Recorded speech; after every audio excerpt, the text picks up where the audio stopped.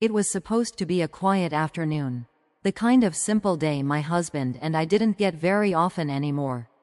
Work had been busy for both of us, and we had barely spent time together during the past few weeks. So when he suggested we stop by our favorite coffee shop on the way home, I happily agreed. The cafe sat on the corner of a busy street downtown. It was one of those small places with warm lighting, wooden tables, and the smell of freshly ground coffee filling the air. We had been coming here for years.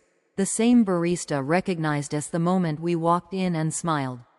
"Your usual?" My husband nodded. "Of course." A few minutes later we were sitting by the window, each holding a warm cup of coffee while watching the city move outside. Cars passed slowly through the intersection. People walked along the sidewalk carrying shopping bags or talking on their phones. Everything felt normal, comfortable. My husband leaned back slightly in his chair and smiled at me. "We should do this more often," he said. I laughed softly. "You say that every time." He shrugged. "Maybe this time I mean it." We talked about work, weekend plans, and a trip we had been thinking about taking later in the year. Nothing serious, just the kind of conversation couples have when life finally slows down for a moment. Then his phone buzzed. The vibration against the table made both of us glance down. He picked it up and looked at the screen. For a split second his expression changed. It was quick. So quick that most people probably wouldn't have noticed. But I did. My husband wasn't someone who reacted strongly to phone calls. Yet this time he suddenly sat up straighter. "I need to take this," he said. "Work?" I asked. He hesitated for just a moment. "Yeah, probably." Then he stood up from the table. "I'll be right back." He walked toward the front door of the cafe and stepped outside onto the sidewalk. Through the large window beside our table, I could see him standing near the curb as he answered the phone. At first nothing seemed unusual. He listened, then he spoke quietly. The traffic outside passed slowly between us, making it hard to read his lips. But something about his posture felt different. Tense. He turned slightly away from the window as if he didn't want anyone inside the cafe to see his face. I took another sip of my coffee and tried to ignore the strange feeling forming in my chest. It was probably just a work issue. But after a minute, he started pacing back and forth along the sidewalk. That wasn't like him either. My husband was usually calm during phone calls. Yet now he kept glancing down the street while talking. Almost like he was waiting for something. Or someone. I watched through the window, pretending to check messages on my phone so the people around me wouldn't notice. Another minute passed. Then two. He suddenly stopped pacing. His body stiffened. My eyes followed his gaze. Someone had just turned the corner and was walking toward him.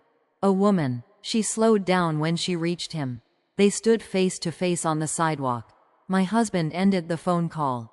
For a moment neither of them spoke. Then the woman handed him something.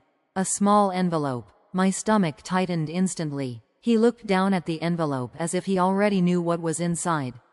Then he slipped it into his jacket pocket. The woman said something quickly before turning and walking away down the street. My husband stayed there for a few seconds, staring after her. Then he rubbed his forehead and looked back toward the cafe window. Toward me. For a moment our eyes met. And that was when I realized something was wrong. Because the look on his face wasn't guilt. It wasn't fear either. It was something else. Something much heavier. Like he had just been handed news that changed everything. He walked back inside the cafe a few seconds later and sat down across from me. "Sorry," he said. "That took longer than I expected." I nodded slowly. "That's okay." But my eyes moved to his jacket pocket. The envelope was still there. And the strange feeling in my chest was getting stronger. Because I knew my husband. And I knew something had just happened outside that he wasn't ready to tell me. Yet, my husband picked up his coffee again, but he didn't drink it. He just held the cup in both hands, staring down at the table as if he was thinking about something far away. That alone was strange. He was usually the one filling every quiet moment with conversation or jokes. But now the silence between us felt heavy. I tried to act normal. "So, work problem?" I asked casually. He nodded, though it felt delayed. "Yeah, Something like that. My eyes moved again to the pocket of his jacket where the envelope was hidden. He noticed my glance immediately. Without saying anything, he shifted slightly in his chair so the pocket was turned away from me. That small movement confirmed the feeling in my chest. He was hiding something. Outside, the storm clouds that had been gathering all afternoon finally began to darken the sky. The cafe lights seemed brighter now against the gray afternoon. People continued talking around us, completely unaware of the tension sitting at our small table. I took another sip of coffee. "Who was that woman?" I asked gently. For the first time since he returned, he looked directly at me. "What woman?" "The one who handed you the envelope." He froze, just for a second. Then he leaned back in his chair. "You saw that? It was right outside the window." He rubbed his forehead again, the same way he had outside. "It's nothing important," he said. But the way he said it didn't sound convincing. Not even close. I didn't push immediately. After years of marriage, you learn when someone needs a moment before speaking. But the silence stretched too long. Finally, he reached into his jacket pocket. The envelope appeared on the table between us. It looked simple, plain white, no name written on it. No markings at all. "Do you want to know what's inside?" he asked quietly. I nodded. He opened the envelope slowly. Inside was a single photograph. He slid it across the table toward me. When I looked down, my heart skipped. It was a picture of a small house. Old, weathered, surrounded by tall trees. The image looked like it had been taken recently. "What is this?" I asked. "My childhood home," he said. I blinked in surprise. "You told me that house was gone." "That's what I believed." He leaned forward slightly, lowering his voice. "The land was sold years ago. The building was supposed to be demolished." "But it wasn't?" He shook his head. "No." I turned the photograph over. On the back were several numbers written in black ink. Coordinates. My husband noticed my confusion. "That woman works with a property records office," he explained. "She contacted me yesterday." "Why?" He took a deep breath. "Because someone recently bought the land where my old house stands. And," he looked directly at me, "and they listed me as the emergency contact for the property." The words didn't make sense at first. "But you don't own that land anymore." "Exactly." We both looked down at the photograph again. The old house stood quietly among the trees. Something about it felt eerie, like a place frozen in time. My husband continued speaking quietly. "She said there's something else." "What?" "The house hasn't been empty."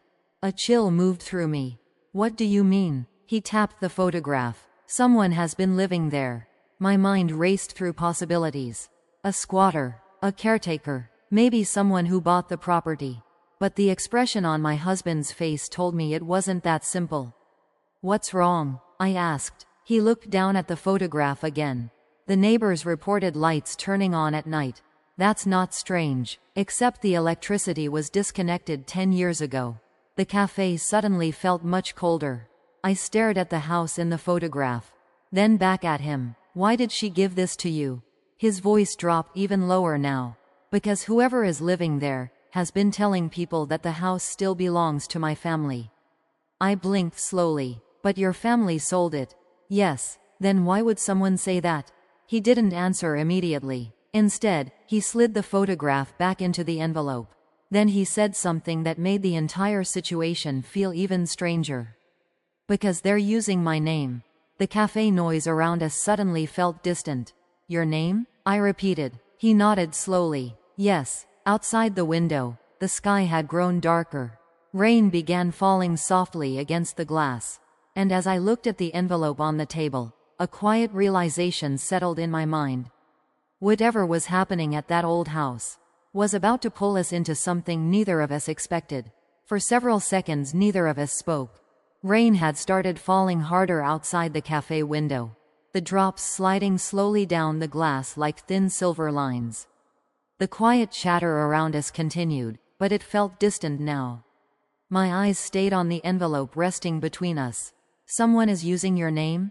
I said finally. My husband nodded. "That's what the property office told me." I tried to understand it. "But how would they even know your name?" He leaned back in his chair slowly. "That's the part that doesn't make sense. The café door opened behind us and a gust of cool air moved through the room. Someone walked in, shaking rain from their jacket. For a moment my husband looked toward the door, almost distracted. Then he looked back at me. "There's one more thing," he said. "What?" He tapped the envelope again. "The woman who gave me this, she didn't just find the house."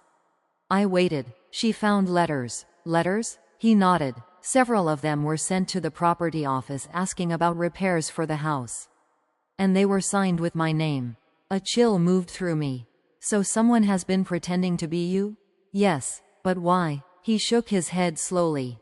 "I don't know yet." The rain outside grew heavier, tapping against the window faster now. I glanced again at the photograph inside the envelope. The old house looked quiet, almost forgotten, but now it felt like it was hiding something. "What are you going to do?" I asked. My husband stared at the table for a moment before answering. "I think we need to go there." "To the house?" "Yes." My heart skipped slightly. "You mean tonight?" He shook his head. "No, tomorrow morning." The thought of visiting the place made me uneasy. "Are you sure that's a good idea?" He met my eyes. "I grew up in that house. If someone is using my name and pretending to own it, I need to know why." I understood that feeling. Some places never really leave you, even years later. But the situation still felt strange. "Did the woman say who bought the land?" I asked. "That's another problem." "What?" "She couldn't find the buyer's full information." "How is that possible?" "The purchase was done through a temporary holding company, which meant someone didn't want their name connected to the property." We both sat quietly for a moment. The rain outside turned into a full storm now. Cars moved slower through the streets, their headlights glowing against the wet pavement. My husband finally finished his coffee. "Well," he said softly, "I guess our quiet afternoon turned into something else." I tried to smile. "That's one way to say it." He placed the photograph back inside the envelope and slipped it into his jacket again. But this time he didn't try to hide it. Instead, he looked at me carefully. "You don't have to come tomorrow," he said. I shook my head immediately. "If someone is pretending to be you, I want to know why too." He smiled slightly for the first time since returning to the table. "That's what I thought you'd say." We both stood up and gathered our things. The barista waved goodbye as we walked toward the door. When we stepped outside, the rain was cold but refreshing. The storm clouds hung low over the city. My husband paused for a moment on the sidewalk and looked down the street where the mysterious woman had disappeared earlier. "Tomorrow," he said quietly. I nodded. Tomorrow, because whatever was happening at that old house, it had already started with a phone call at a coffee shop. And now the truth was waiting for us somewhere beyond the city, hidden inside a place my husband thought he had left behind forever.